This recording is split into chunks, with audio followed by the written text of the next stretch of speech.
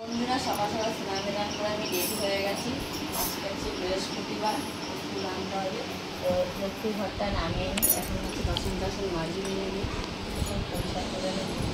তো ফুল আনতে মানে বাজারে যাবো এখন। আর এইদিকে দেখো আমার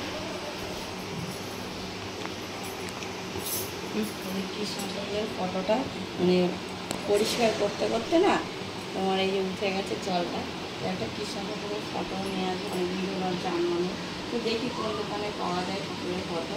তো তীর্থস্থানে গেলে তো পাওয়া যায়, মানে বিভিন্ন তীর্থস্থানে যাওয়া হচ্ছে না আর ফটো মানে আনা হচ্ছে না। তো দেখি এখন বাজারে দিয়ে যেয়ে ফুল আনতে যাবো, যেহেতু ঠাকুরের ফটো পাই কিনা খুঁজে দেখি দোকানে।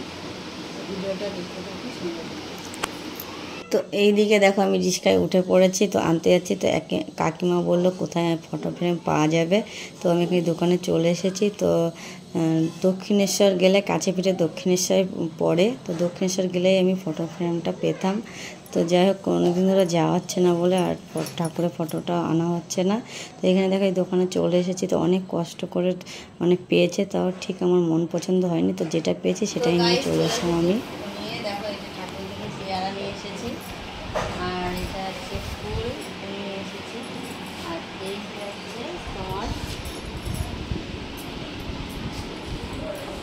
Photo frame.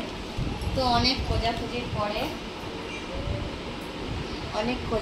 পরে আছে উনি ফটো আছে ফ্রেমটা পেলো। তো আমি যেরকম চেয়েছিলাম সেরকম ঠিক পাইনি।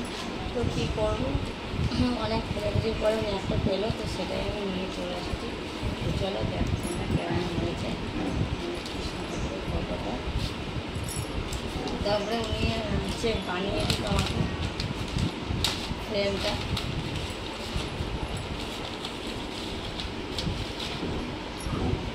এই দেখো, দেখেছো কৃষ্ণ ঠাকুরের ফটোর পিছনে আছে বৌমাতা আছে, গরু দেখতে পাচ্ছে। কমেন্ট বক্সে বলবে অবশ্যই করে তো কেমন হয়েছে ফটোটা। তো এবার আমি ঠাকুরের বাসন টাসন মেজে বৃহস্পতিবারের পুজো সেরে নিই, আর ঠাকুরকে আছে একটু ফল মিষ্টি দিয়ে পুজো দেবো, যেহেতু নিয়ে এসেছি। তো ফটোটা কেমন হয়েছে তোমরা অবশ্যই কমেন্ট বক্সে জানাবে।